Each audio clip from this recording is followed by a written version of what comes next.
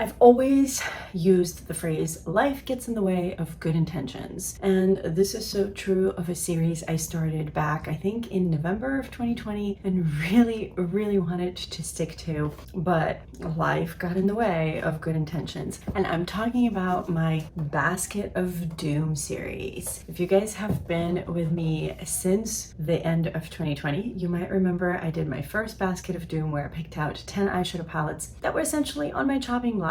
And I am finally getting around to doing an update on that. If you are curious to hear what palettes I've decided to keep and what palettes are staying in my Basket of Doom, or rather leaving my collection, then please keep on watching.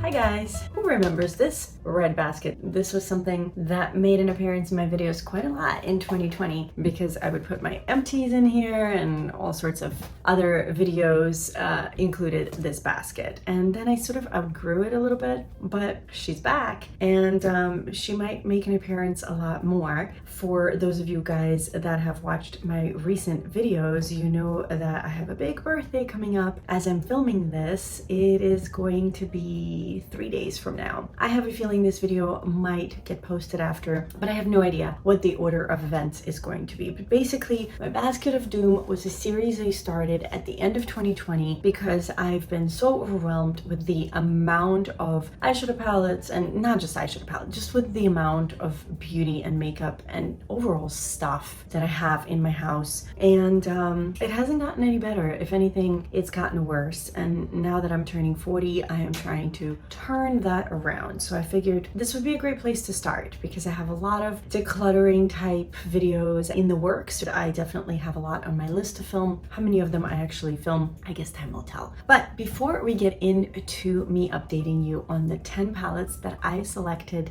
as part of my Basket of Doom, or chopping block, if you will, I just wanted to welcome all of you, whether you are new or returning. If you are returning, thank you so much. And if you are new, welcome. My name is Natalia. I'm a concert pianist who loves all things beauty, and it has gotten me into quite a bit of a pickle over the years. So I ended up having to do an entire no-buy year in 2020 just to kind of figure out what I have, what works for me, what doesn't. And to be honest, I am still on that journey. I am doing a low-buy budget year. I can't say it has been that successful up to now, but it's a work in progress, and I certainly am not giving up. So if you are interested in content that mixes in both some new products as well as products that I already have, then you're in the right place. I really hope that you will enjoy this balanced content that I am trying to have on my channel, and I hope that you will consider subscribing and joining our frugal family. Now let's get into the 10 eyeshadow palettes that were in my Basket of Doom, and let's see what happens. Okay, I don't remember the order that I presented these back in November. I rewatched part of my video, so I think I remember like the first 2 or 3, but honestly, I just don't have time. I know what the palettes are. We might as well just jump right in and talk about them. I remember the first palette I mentioned was this one from Ace Beauté, and this is the Scarlet Dusk palette. She looks like so. If you want to see swatches, I can link my original introduction video to this Basket of Doom series and you will see them there. In theory, this is a fantastic color story, so pretty. It's got this really nice balance of the bright coral shades, some really great all over the lid colors if you're into that brighter lid. And then of course we've got these richer, more sultry burgundies and raspberry tone colors. I'll be honest, I haven't used it that much since filming that video back in November of 2020. I think I did use this though, maybe 1 or 2 more times. And my opinion is still the same. I just don't love the quality. I really do like the color story. I really want this to work, but I have a feeling I just won't reach for it. I just won't reach for it. And I think by now I have newer eyeshadow palettes that I haven't even hauled yet because I haven't edited my March, April, was it March? Yes, my March, April low buy budget. If you know, you know, update. And then I still have yet to film my May and June one, but I have a couple of other eyeshadow palettes that honestly I think can totally replace this. And I have a feeling the quality on those will be a lot better. Some of them I have tried and some of them I have not tried yet, but I am optimistic about those other ones, and this is going to leave my collection. Now, I am going to be doing an eyeshadow palette collection video, and I was going to do it as like a collection slash declutter. So I might keep these around just so you guys see the overall damage of just how many eyeshadow palettes I had. And in that video, of course, just reiterate that some of these are going to be leaving my collection. I haven't decided. I hate to be redundant, but on the other hand, I thought it might be fun to see everything that I currently have. So let me know down in the comments what you think is best, please. I am all for suggestions. So, moving on. Next palette I think I talked about was this Lorac Santa Monica Ocean Chic. I don't know. It's late. I can't talk. I just did a couple of hours ago a live with Kelly from Keep Beauty Real. We had such a fun time, and I was just sitting around for a couple of hours and just chilling because it's been a month, and I decided, you know what, I have some makeup on. While I did kind of casually throw it on my face during the live and we were mostly just chatting, I thought, you know, I have some makeup on. I have tons of ideas for videos to film. Why not do it, right? So what? It's 11:30 at night. This is usually when I film anyways. But anyway, getting back to this, I'm just saying that, like, I've talked a lot today. I've had a student recital, I've had a live with Kelly, and now I'm trying to do this. This palette, while it looks underwhelming, I'll be honest, I think I'm gonna keep this one around because now that the world is starting to wake up a little bit, and I might be doing even just small trips here and there, I think this would be a really nice one to just pop in my bag. It's small, it's light, it gives me the option of using things as highlighter and blush all in one. And while this doesn't give me a ton of depth, I am so pale that I can totally make these 4 shades work. I did a look with this and it was in one of my videos, but now I can't remember which one. And you know, while I wasn't like over the moon, because lately I have been playing with a bit more color, with a bit more darker shades, I have a feeling there will be a time and place in my life for this palette, because there are definitely days where I just need something really, really fast, easy, and I don't have to think about it. And this gives me all of that all in one. This is a Mally Slay It eyeshadow palette, obviously holiday themed. This was something I bought only because it was $3.99 at TJ Maxx. And here we go, lesson learned. First of all, I don't want to blind you guys, but oh, siren.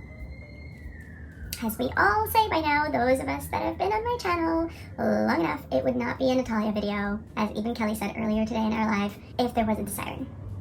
And it's gone. So we're gonna move on. I don't want to blind you guys, but you can see this shade is flaking all over the place. And while I am not maybe the most organized or clean person in the world, things like this drive me crazy, I'll be honest. While I'm not like sanitizing and wiping off my makeup on the daily, I like things to look semi-presentable. More importantly, I did try this. I tried this, I think, was it once or twice? I don't remember. The face shades I could have used. And maybe if I only had 5 eyeshadow palettes in my life, I would have kept this just so I can use the shades that are usable up. But the quality, it's just not there for me. Too flaky, not enough pigment, hard to blend, not special enough. I just have way too much to be keeping things like this in my collection. And here we go, you know, going back to my no buy days. Don't buy it just because it's on sale and it's cute. Just don't do it. I'm talking to myself right now. You guys can do whatever you want. I'm talking to myself, like Natalia, don't buy things just because it's cute and it's $4. This is what happens. All right, moving on. This is Kat Von D when it was Kat Von D. This is the Shade and Light, one of her color quads. She had quite a few. This one is a tough one because even though I know that there was a lot of drama with Kat Von D and then she left the company and then the company tried to re-envision themselves 3 times before they sort of settled in whatever they're doing right now, I loved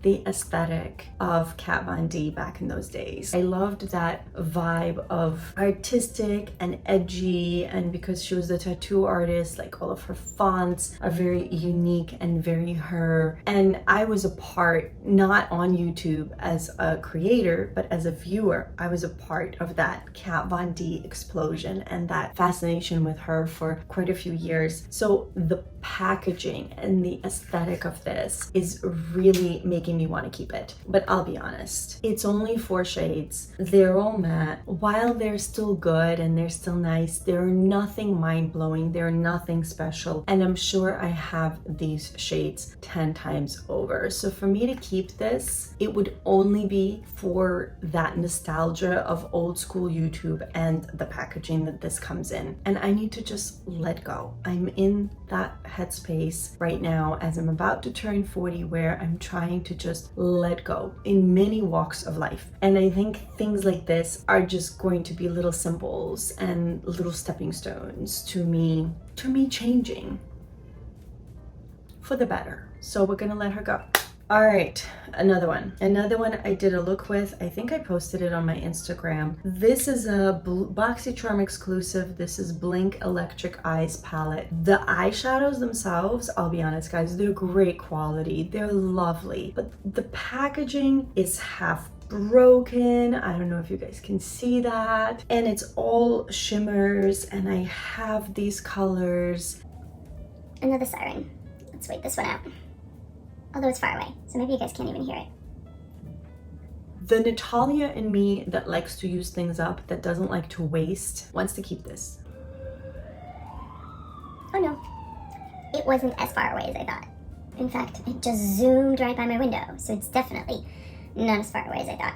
So yeah, the me that wants to use things up, that doesn't want to waste, that wants to give products a chance, that really wants to use things multiple times before I make a decision. And I am that person. I want to keep this for that reason. But the realist in me, the me that understands that this year, even though I was supposed to buy 1 eyeshadow palette a month, I have probably accumulated something like 20, and we're only at the end of June. Shame to say, but true. I understand that this is not going to see the light of day, so it needs to move to a better home and move out of my collection. Same vein, Naked Cosmetics. I'm sure I got this in a BoxyCharm. Gorgeous shades. Can we please talk about that green? Of course, my heart is crying at even the thought of letting go of this green eyeshadow, because it's beautiful. It's like that perfect olivey, grungy green. And I'll be honest, the other two are no joke either. Look at that. That was me doing like one little swipe and then just going over it twice. And then the most dry of them all, but still one swipe. I mean, these are stunning. I do have to say, these are stunning, and in so many ways I want to keep them, but I know myself, I need my like all-in-one. I'm rarely, maybe once a year, I'll reach in for this, for one of these 3 shimmers to put on the lid and mix it in with a different palette. But is that really worth my keeping this? Unfortunately, I don't think so. I mean, this is probably the only palette out of the 10 that is still kind of pulling at my heartstrings. This is sort of like a maybe. So I don't know, maybe I should do one more look with it. Let's leave it at a maybe and let's just keep moving. Otherwise, I'm gonna sit here and think about it for the next 20 minutes. My disgustingly old and grubby Naked Basics. This was my very first high-end eyeshadow palette. I should probably keep this for like some sort of an eyeshadow palette tag video, but other than that, she's gonna go. Yes, I mean, you can see I've given her lots of love. This was probably the only palette I used for like a year when I first got into makeup. This was the eyeshadow palette that I took with me on the subway almost every single day, because back then I used to still teach in Manhattan and I lived in Queens, and I would travel by subway practically daily, and this is what I would do. I had no qualms doing my makeup on the subway. I know some people get really grossed out by that and just really particular about that. I had no problems whipping out my makeup bag and doing my makeup on the subway, but I think it's time. I really do. I'm, as I said, trying to let go of a lot of things, and I think my really disgusting, sticky, slimy, sentimental Naked Basics palette needs to go. All right, one that I am going to keep. This is the NARS, what is she called? The Provocateur eyeshadow palette. This is the Endless Party. Oh no, sorry, these are the shades. There's 6 eyeshadows and they're called Vinyl, Screech, Endless Party, Smash It Up, Exploit, and Not For Sale. I bought this for packaging. I bought this at TJ Maxx. It was already a year or so old. It was a holiday release. It's dark, it's grungy, it's cool toned. It's not maybe the best eyeshadow formula I've ever tried, but I'm not ready to let this go. I love the packaging and I really still want to play with these fun eyeshadow shades, these dark, sultry, grungy shades. Am I going to do it right now over the summer? I doubt it, but I'm going to hopefully bust back into this sometime around like the holidays, winter time. I could see this being like a top winter palette for me if I learn how to use it and if it becomes one of my favorites in the future. So that is a keep. And then I have the last 2, and especially at this time of the year, I'm a little torn on these as well, to be honest, guys, because these are the Lime Crime plushies. The colors are so fun. I'll show you both. The colors are just so fun, right? I mean, look at this. This is summer. This screams summer, right? This screams like creamsicles and orange soda and Aperol spritzes, which is, of course, out of all of those 3, my preference. And I've tried to use these in the past, but I'm just not gravitating towards them now. And maybe it's because I did this whole Basket of Doom thing in November. And let's face it, in November, I wasn't using this. And so far this summer, I haven't worn a lot of makeup. So I'm almost toying with the idea of putting it back in my next Basket of Doom because I am going to do that. Actually, I should pick us some eyeshadow palettes and do that at the end of this video. I should just re-update this situation. So maybe that's what we'll do. Maybe we're gonna rotate this into my next Basket of Doom because honestly, I haven't given these any love. I think I've used maybe 1 shade since that November video. And the reason for why I put these in the Basket of Doom, just from swatching these again, because I have swatched these a couple of times since that video, I do remember these are so incredibly powdery, insanely powdery, where things just fall out. And I think that is why I'm tempted to let go of them, because they're just so messy. But maybe I should give them one last go around. So I might do that. So that means we've got 2 palettes that are still undecided, that are still in the maybe and making it into the next Basket of Doom. We've got 2 Surefire keeps for now. Oh, what do I do with this? Can you guys help me down in the comments? I might keep this in my Basket of Doom, although this is totally a fall color story for me as opposed to summer. I might keep this, but I would love to hear your thoughts. I would love to hear your suggestions for how you think I could incorporate this more, if I am more of like a slightly larger palette kind of gal. But we have 5 palettes that are definitely leaving my collection. So it's basically kind of like a 50% declutter out of the 10 palettes that I've selected, and then 30% more is still on the chopping block and undecided, and 20% I have decided to keep, and we'll see how I do with those over the course of probably the next year. So at this point, I'm gonna go look at some other things that I think belong in my Basket of Doom, and I'll be right back to share that with you guys. All right, and we're back with a full basket of more eyeshadow palettes that are going to be in my next Basket of Doom. As I just mentioned, I'm going to keep the 3 from the previous basket that I'm still undecided on. So that's the Naked Cosmetics palette with 3 shades and the 2 Lime Crime plushies. And if we're gonna go with the whole 10 palettes thing, then I'm gonna count these as 1, because otherwise I have 11. And now we're gonna get into what I've selected for this go around. Some of these were, I think, even last year in like my never used eyeshadow palettes, and while I've swatched them, I don't actually remember if I've ever used them, and one of them I don't think I even swatched. So one of the ones I'm thinking of is actually this Magnifies Jewel Rocks edition from Rimmel. I don't even know if they make these anymore, but this was a palette that a lot of people were comparing back in those days to the ABH subculture, I guess just because of these swampy yellows and greens scenes. The color story itself is really, really beautiful, but I have heard very mixed reviews on the quality of this palette. But I still ended up buying it because I got sucked into the whole like comparison world in the YouTube space, and I guess at the time thought I was a YouTube creator, even though back then I was completely not. And I wanted to compare this to my subculture, but I never got around to doing it. I have swatched this palette since. I still have only used it, I think, on my eyes once, and I couldn't tell you a darn thing about it. So I think we need to play with this thing, and while it's a little bit more of a fall color story, I think I can make this work in the summer, especially this whole side. There's some really fun coral peaches, there's this aqua shade, which as you can tell from what I have going on today, I am really into. My favorite color is turquoise. So I think this deserves a spot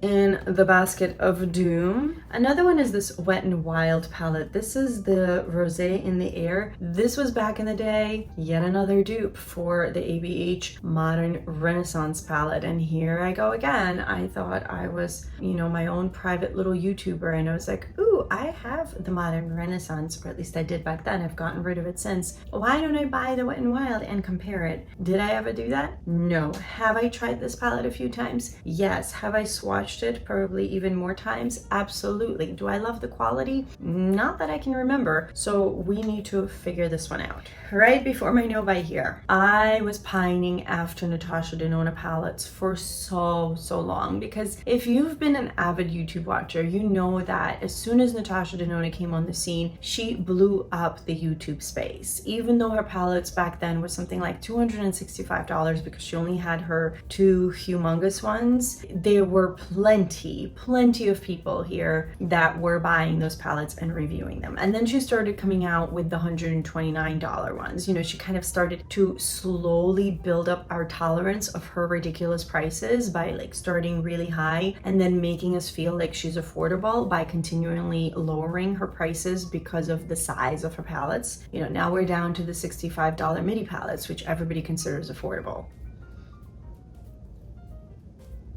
I have thoughts on that, but regardless, I went on Poshmark right before my no buy year and found one that I thought was in good condition. It seemed like it was in better condition from the photos than it ended up being in real life. This is a Sunset palette. I have used it last year in 2020 a few times. I have enjoyed it, but am I like head over heels? Am I madly in love with this palette? Not really. I really need to give this one a go. And I think this is the perfect time to do it. This is totally a summer palette. In fact, I plan on making a separate video on the palettes that I currently own that I think are perfect for summer. And I have a feeling this palette will reappear in that video. So just FYI. I need to decide what I want to do with it, because by now I have another Natasha Denona palette that is going to make an appearance on my channel very soon, if it hasn't already, depending on the order of events here. And I have a feeling I might just be fine with that one, but we're gonna have to see. And if I decide to get rid of this one, obviously I will sanitize it and I will resell it if I can, as I might with a few of these. We'll have to see, because that is something that I am in the midst of trying to do. I'm trying to declutter my life and I'm trying to recoup some of the money, and I have no shame in doing that. I don't get PR, you know, maybe gifts, yes, I would never sell, but things that I bought, I have no issues doing that. So I'm currently on Poshmark. By the way, if you guys have experience with Poshmark versus Mercari, can you please chime in down below, because I'm debating whether I should set up a Mercari account because I know nothing about it. We have a Becca palette. This is the Volcano Goddess palette. I think I featured this palette in my like farewell to Becca video, where I showed you guys everything I own from Becca and we just sat around and created a look. I really enjoy the color story of this palette, and I have to be honest, there are a few shades in here that I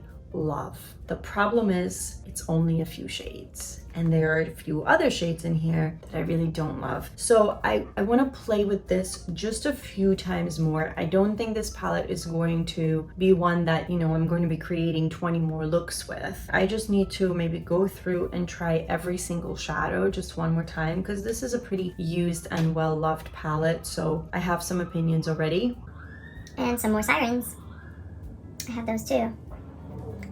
And some of those late night riders, who remembers those? I have a funny car insurance story when it comes to the Brooklyn driving community. Not that any of you care, but it turns out that the borough of Brooklyn in New York City is the most expensive for car insurance. Probably for reasons that you guys hear a lot on my channel. The racers that we have around here. So yeah, that was a bit of a sticker shock for me when I moved to Brooklyn and ended up having to change my car insurance.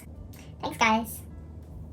Awesome. Anywho, back to this. I'm gonna try all the shades one more time, and maybe, because I've been talking about this at least to my friends and in my own head, maybe I will start depotting some stuff and creating a singles collection that I can pull from, so I don't keep buying new eyeshadow palettes but actually look at what I have and create similar color stories. It's been something that's been on my mind. I'm not sure I'm that person, I'll be honest, but it's something that I've been thinking about, so who knows, maybe I'll become that person. We have this Studio Makeup on the Go eyeshadow palette. This was another BoxyCharm palette that I received, and I'll be honest, I really enjoyed the quality at the time. I really loved this shade at the time, but I feel like by now, even if I don't have these exact tones, because it's not like I have a ton of cooler toned eyeshadow palettes, I feel like I can get away without this one, but I figured she deserves another couple of chances before I let her go. So we'll see. Maybe she'll surprise me and I'll end up falling in love with it. And then the last one is this, this very blinding and shiny Milani Bold Obsessions. They don't make these palettes anymore. I have two of these in this very shiny square packaging. This one I